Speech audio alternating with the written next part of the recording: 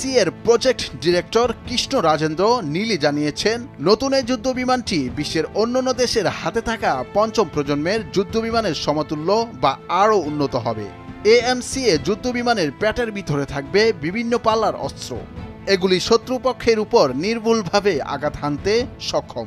এই অস্ত্রগুলির মধ্যে অনেকগুলি ভারতেই তৈরি হবে।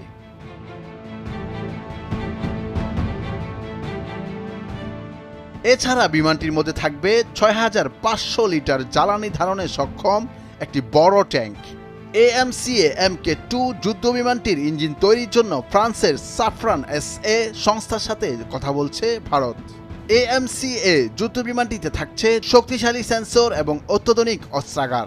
এই যুদ্ধ বিমানটিকে নিয়ে ভারত স্বপ্ন দেখতে শুরু করেছিল ২০০৭ সাল থেকে। আলোচনা শুরু হয় সে সময়ে।